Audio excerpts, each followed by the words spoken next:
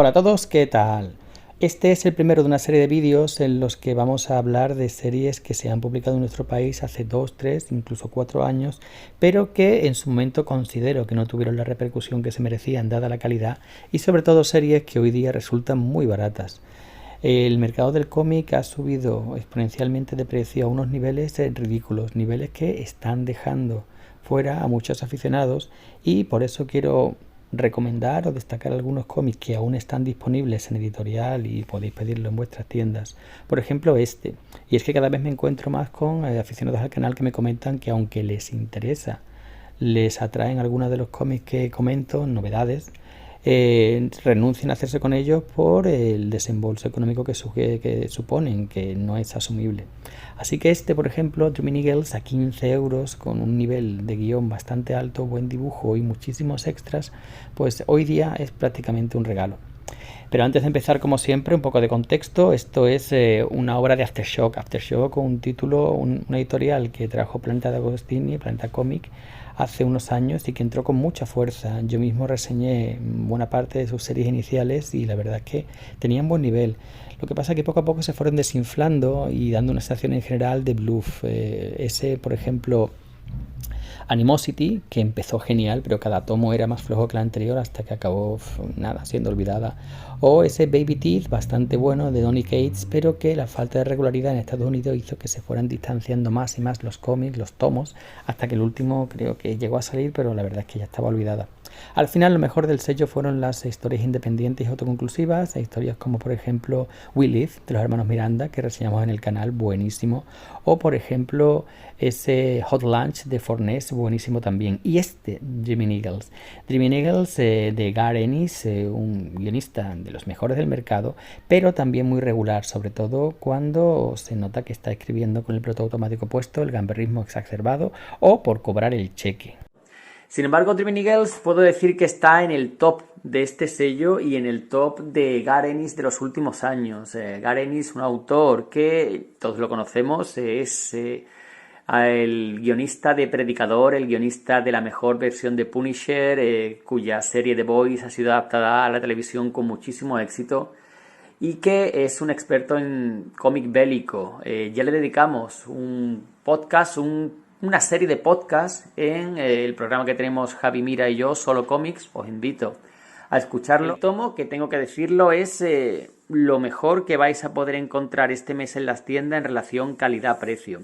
Son 15 euros por tapa dura, con lomo curvo, 176 páginas, 6 números, con portadas alternativas al final, con una serie de extras en forma de, pequeña biografía de los autores, y luego páginas de guión.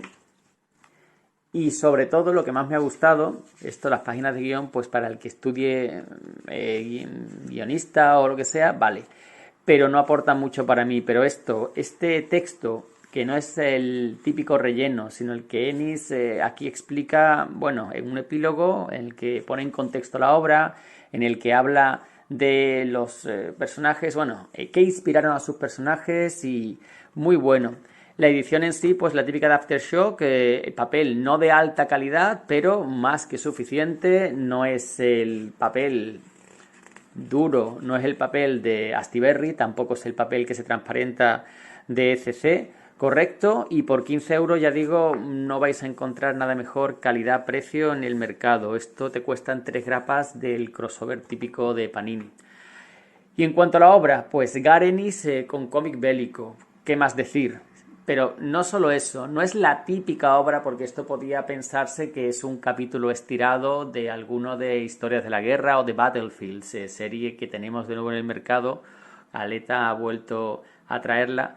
Esto es una historia que se cuenta en 2 tiempos, una historia que por un lado nos habla de los primeros aviadores negros en el ejército americano, en la segregación. Curiosamente, en la Segunda Guerra Mundial, Estados Unidos luchaba contra los nazis y su idea supremacista, pero en casa, en Estados Unidos, los negros estaban segregados, estaban excluidos de muchísimas cosas, incluido en el ejército. El ejército podían participar, pero nunca podían contarse con los dedos de una mano los mandos, y por supuesto no tenían permiso para para aspirar a ser pilotos. Fue una lucha que tuvieron que luchar nunca mejor dicho, una serie de hombres para que les reconocieran ese derecho.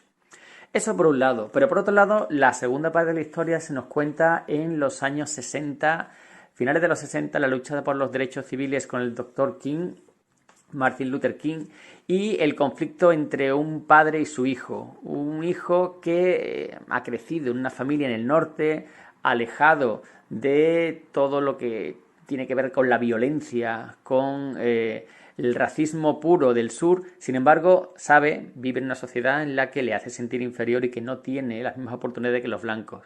Su padre, que no quiere que se meta en líos, no quiere que asista a esas manifestaciones, no quiere que... Eso va creando una separación entre padre e hijo. Su hijo no entiende, no sabes cómo es, no entiendes lo que es sentirse apartado, no sabes lo que es. Y su padre lo mira con tristeza y nunca llega a...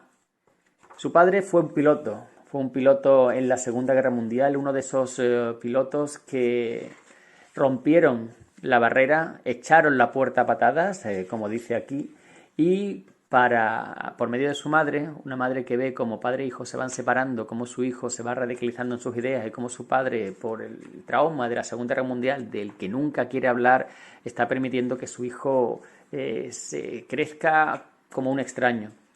A partir de aquí, a partir de una conversación que recuerda al mejor predicador, esas conversaciones que tenía Jesse Custer, o la parte en la que el padre de Jesse recordaba y le daba lecciones, todos acordáis, todo el que no haya leído Predicador ya tarda, y el resto es: recuerda, hijo, tienes que ser de los buenos porque ya hay demasiados malos. Pues ese es el espíritu de estas conversaciones padre e hijo en el porche compartiendo una cerveza con frases lapidarias. Hola, ¿tienes sed? Eso es para... Hay gaseosa en la nevera, pero no veo ningún niño por aquí. Joder, qué pedazo de frases. ¿Cómo se nota que Ennis no está aquí con el piloto automático y que hace una serie que disfruta?